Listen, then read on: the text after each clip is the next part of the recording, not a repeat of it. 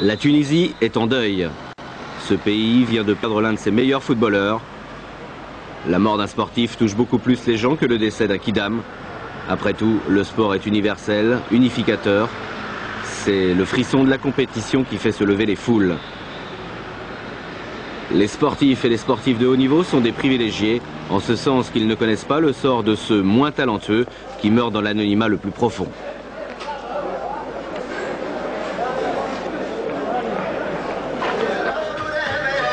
En Tunisie, le 4 janvier, Eddy Berekissa est mort à l'âge de 24 ans.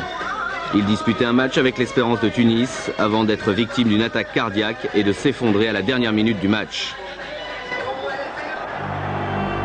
La mort est bien sûr irrespectueuse de l'âge, mais le décès de Berekissa est particulièrement tragique. L'an dernier, il était l'une des stars de la Coupe d'Afrique des Nations en Afrique du Sud, contribuant à la qualification finale de la Tunisie. Sa carrière aurait dû décoller.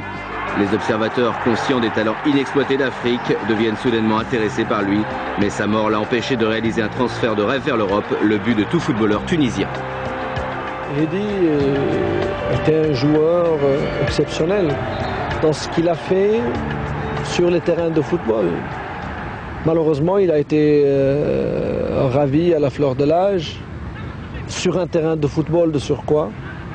Je crois que tous les artistes souhaiteraient un jour mourir sur un plateau de théâtre, sur un plateau de tournage. Slim Chiboub, le président de l'Espérance, était parmi les milliers de gens qui descendèrent dans les rues de Tunis pour les funérailles de Berekissa. Sa mort dépassait la traditionnelle inimitié entre les clubs de la capitale. Les supporters de l'Espérance se tenaient côte à côte avec ceux du club africain pour rendre hommage à l'homme que l'on surnommait affectueusement Bala. Comme joueur, Berekissa n'était pas un défenseur comme les autres. Mesurant 2 mètres, il était physiquement intimidant pour ses adversaires, mais il n'a jamais été expulsé pour jeu dur. Il était un joueur racé qui avait marqué 6 buts en 25 matchs avec l'équipe nationale, c'est dire l'étendue de son talent. Et personne en Tunisie n'a oublié sa joie quand il marqua 2 buts en finale de la Coupe d'Afrique des clubs champions en 1994 contre les Égyptiens de Zamalek. Un doublé de légende qui offrit à l'Espérance son seul trophée africain à ce jour. Par respect, l'Espérance a retiré le numéro 5, celui que portait Berekissa, des maillots de l'équipe, et ce jusqu'à la fin de la saison. Quelque part, ce n'est pas suffisant pour les 100 et or, car Berekissa a gagné 3 titres, une Coupe d'Afrique des clubs champions, une Super Coupe d'Afrique et une Super Coupe d'Arabie. Sur le terrain, son absence est criante.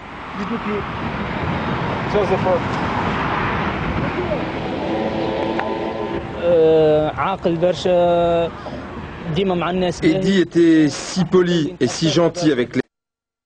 Nous sommes tous très tristes parce qu'il est mort. Nous prions chaque jour Dieu pour qu'il aide sa famille.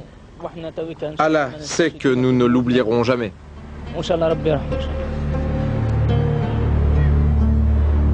Le fait qu'on est musulman, ça nous a aidés sur le plan spirituel, parce que c'est une vérité. La mort, c'est une chose que tout le monde, c'est le chemin de tout le monde. Mais c'est vrai que Eddy nous a beaucoup touchés. Eddy Berekissa est une grosse perte pour l'équipe nationale et également pour son club ici à Tunis. Il nous manque. Qu'Allah le bénisse.